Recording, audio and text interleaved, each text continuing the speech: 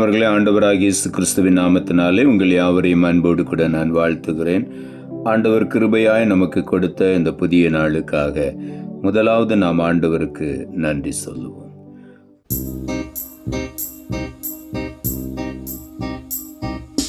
அத்திமரம் துளிர் விடாமல் போனாலும், திராட்சை செடி பலன் கொடாமல் போனாலும், கர்த்தருக்குள் மகிழ்ச்சியாயிருப்பேன், என் தேவனுக்குள் களி கூறுவேன். கர்த்தருக்குள் மகிழ்ச்சியாயிருப்பேன், என் தேவனுக்குள் களி கூறுவேன். அத்திமரம் துளிர் விடாமல் போனாலும், திராட்சை செடி பலன் கொடாமல் போனாலும், கர்த்தருக்குள் மகிழ்ச்சியாயிருப்பேன், என் தேவனுக்குள் களி கூறுவேன்.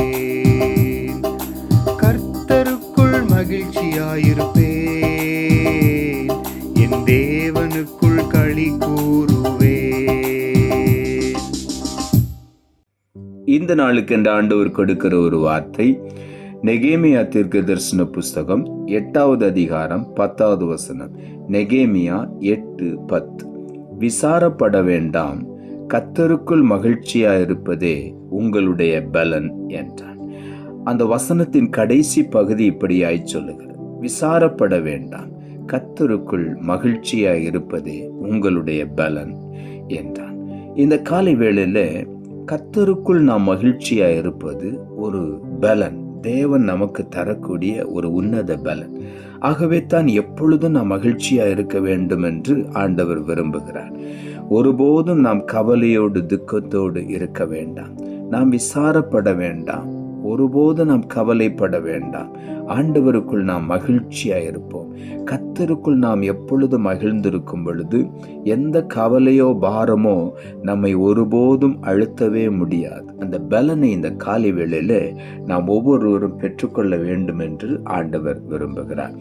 சங்கீதங்களின் புஸ்தகம் 30ஆம் அதிகாரம் 11ஆம் வசனம் சொல்லுகிறது: என் புலம்பலை ஆனந்த களிப்பாக மாற பண்ணினீர், என் மகிமை அமர்ந்திராமல் உம்மை கீர்த்தனம் பண்ணும்படியாக என் இரட்டை களைந்து போட்டு மகிழ்ச்சி என்னும் கட்டினால் என்னை இடை கட்டினீர். இங்கே தாவீது எழுதுகிறார், என் புலம்பலை ஆனந்த களிப்பாக மாற பண்ணினீர், என் இரட்டை நீர் மாற்றி போட்டீர் ஆண்டவரே, அதை களைந்து போட்டீர், எனக்கு மகிழ்ச்சி என்னும் கட்டினால என்னை இந்த காலை வேளையில இடை கட்டினீர் என்று தாவீது சொல்லுகிறார். நாமும் சொல்லுவோம், இந்த காலை வேளையில மகிழ்ச்சியினால் என்னை இடை கட்டுகிறபடியினால் நன்றி என்று சொல்லுவோம். உள்ளத்தின் ஆழத்துல நமக்கு ஒரு மகிழ்ச்சி வரட்டும். எந்த துக்கமோ கவலையோ நம்மை அழுத்தவே கூடாது. அதை முற்றிலுமாய் ஆண்டவருடைய பாதத்துல வைத்து விடுவோம். ஆண்டவரை நாம் மகிழ்ந்து துதிப்போம். சங்கீதங்களின் புஸ்தகம் 90ஆம் அதிகாரம் 15ஆம் வசனம் சொல்லுகிறது: தேவரீர் எங்களை சிறுமைப்படுத்தின நாட்களுக்கும் நாங்கள் துன்பத்தை கண்ட வருஷங்களுக்கும் சரியாய் எங்களை மகிழ்ச்சியாக்கும். பல துன்பத்தின் வழியாக, பாடுகளின் வழியாக நீங்கள் கடந்து வந்திருக்கலாம். இங்கே ஆண்டவருடைய வார்த்தை சொல்லுகிறது, நாங்கள் துன்பத்தை கண்ட வருஷங்களுக்கு சரியாக எங்களை மகிழ்ச்சியாக்கும். எத்தனை வருஷம் நாங்கள் துன்பத்தை கண்டோமோ அத்தனை வருஷம் எங்கள் ஆயுள் நாட்களோடு நீர் கூட்டி தந்து எங்களை மகிழ்ச்சியாக வைக்கப் போகிறீர் என்று இங்கே வேதம் சொல்லுகிறது. ஆகவே இந்த காலை வேளையில நாமும் வாய்களை திறந்து அறிக்கை பண்ணுவோம். என்னை மகிழ்ச்சியோடு நீர் வைக்கப் போகிறேன். நான் துன்பத்தை கண்ட வருஷங்களுக்கு சரி சமமாக என்னை மகிழ்ச்சியாக அநேக நாட்கள் சந்தோஷமாய் வைக்கப் போகிறேன். அதற்காக நன்றி என்று இந்த காலை வேளையில நாம் சொல்லுவோம். ஏசாயா தீர்க்கதரிசன புஸ்தகம் 65ஆம் அதிகாரம் 19ஆம் வசனம் இப்படியாய் சொல்லுகிறது: நான் எருசலேமில் மேல் களி கூர்ந்து என் ஜனத்தின் மேல் மகிழ்ச்சியாயிருப்பேன்.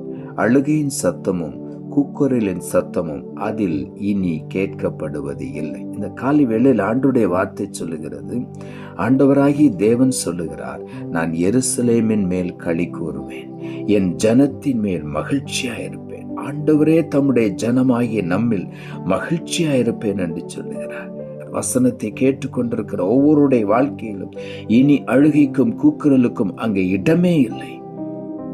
எப்பொழுதும் ஆண்டவரை துதித்து மகிமைப்படுத்தி சந்தோஷமாய் களி கூறுகிற ஒரு அனுபவத்தை தான் இன்று காலையிலே நாம் ஒவ்வொருவருக்கும் ஆண்டவர் தருகிறார். ஆகவே நாம் களி கூறுவோம், மகிழ்வோம், கர்த்தர் கொடுக்கிற பலனை பெற்றுக்கொள்வோம். ஆபகுக் தீர்க்க தரிசன புஸ்தகம் 3ஆம் அதிகாரம் 18ஆம் வசனம் சொல்லுகிறது, நான் கர்த்தருக்குள் மகிழ்ச்சியா இருப்பேன், என் ரட்சிப்பின் தேவனுக்குள் களி கூறுவேன் என்று இங்கே எழுதப்பட்டிருக்கிறது. இங்கே வேதம் சொல்லுகிறது, கர்த்தருக்குள் மகிழ்ச்சியா இருப்பேன். கர்த்தருக்குள் மகிழ்ச்சியா இருப்பதே உங்களுடைய பலன் என்று ஆண்டவர் சொன்னார். இப்பொழுதும் வேதம் சொல்லுகிறது, கர்த்தருக்குள் மகிழ்ச்சியா இருப்பேன், என் ரட்சிப்பின் தேவனுக்குள் களி கூறுவேன் என்று. நான் கர்த்தருக்குள் மகிழ்ச்சியா இருப்பேன், என் ரட்சிப்பின் தேவனுக்குள் களி கூறுவேன் என்று இந்த காலை வேளையில நாம் ஒவ்வொருவரும் சொல்லுவோம். ஆண்டவரை களி கூர்ந்து நாம் துதித்து மகிமைப்படுத்துவோம்.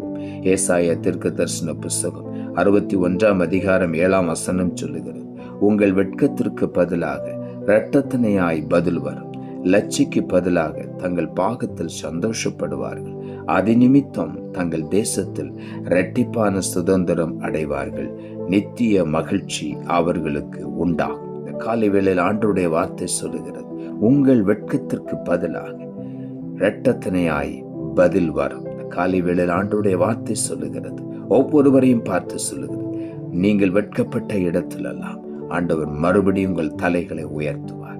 உங்கள் வெட்கத்திற்கு பதிலாக இரட்டத்தனையாய் பதில் வரும் என்று வேதம் சொல்லுகிறது. 2 மடங்கான பதில் வரும். ஆகவே இந்த காலை வேளையில் உற்சாகமாய் காணப்படுவோம். லட்சிக்கு பதிலாக தங்கள் பாகத்தில் சந்தோஷப்படுவார்கள், அது நிமித்தம் தங்கள் தேசத்தில் இரட்டிப்பான சுதந்திரத்தை அடைவார்கள், நித்திய மகிழ்ச்சி அவர்களுக்கு உண்டாகும். இரட்டிப்பான சுதந்திரம், நித்திய மகிழ்ச்சி நம்முடைய தலையின் மேல் ஆண்டவர் இன்றைக்கு வைக்கிறார். ஆகவே ஒன்றையும் குறித்து கவலைப்படாதபடிக்கு, விசாரப்படாதபடி கர்த்தருக்குள் மகிழ்ச்சியா இருப்போம். எப்பொழுதும் கர்த்தரை நாம் துதித்து மகிமைப்படுத்தி மகிழ்ந்து களி கூர்ந்து கொண்டே இருப்போம். கர்த்தருக்குள் மகிழ்ச்சியா இருக்கும் பொழுது நாம் பலத்தின் மேல் பலன் அடைகிறோம். அதுவே பலன் என்று வேதம் சொல்லுகிறது. ஆபகுக் தீர்க்கதரிசி சொல்லுகிறார், 3ஆம் அதிகாரம் 16, 17 வசனங்களில் வாசித்து பார்க்கும் பொழுது, அத்திமரம் துளிர் விடாமல் போனாலும், திராட்சை செடியில் பலன் கிடைக்காமல் போனாலும், ஒலிவ மரம் பலனற்று போனாலும், நான் கர்த்தருக்குள் மகிழ்ச்சியா இருப்பேன்.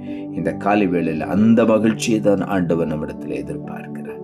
ஏதோ நம்மிடத்தில் இருக்கிற பொருளை வைத்து மகிழ்ச்சி அல்ல, இல்லாததை ஆண்டவர் நமக்கு தருவார் என்கிற விசுவாசத்தோடு நாம் ஆண்டவரை மகிழ்ந்து துதிக்கும் பொழுது அவைகளெல்லாம் நமக்கு உண்டாகும். இந்த காலை வேளையில ஆண்டவர் நமக்கு அந்த மகிழ்ச்சியை தரப்போகிறார், நமக்கு அந்த சந்தோஷத்தை தரப்போகிறார். உள்ளத்தின் ஆழத்திலிருந்து நம் ஆண்டவருக்கு நன்றி சொல்லுவோம். நாம் ஜெபிப்போம். அன்புள்ள ஆண்டவரை, கிருபையானி கொடுத்த இந்த புதிய நாளுக்காய் மறுபடியும் எமக்கு நன்றி செலுத்துவோம். ஆண்டவர் கொடுத்த ஜீவனுள்ள வார்த்தைக்காக நன்றி. விசாரப்பட வேண்டாம், கர்த்தருக்குள் மகிழ்ச்சியா இருப்பதே உங்களுடைய பலன் என்று இந்த வார்த்தையை கேட்டுக்கொண்டிருக்கிற ஒவ்வொருடைய வாழ்க்கையிலும் இதுவரையிலும் கடந்து வந்த துக்கங்கள், கவலைகள் எல்லாம் இன்றைக்கு முற்றிலுமாய் விலகுவதாக. இந்த காலை வேளையில ஒவ்வொருவரும் கர்த்தருக்குள் மகிழ்ந்து களி கூற உதவி செய்யும் சுவாமி. அவர்கள் வெட்கத்திற்கு பதிலாக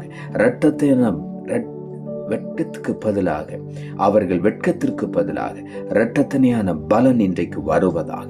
ஒவ்வொருவருடைய தனிப்பட்ட வாழ்க்கையிலும் குடும்ப வாழ்க்கையிலும் இரட்டத்தனையான பலன் இன்றைக்கு அவர்களுக்கு கிடைக்கட்டும் ஆண்டவரே.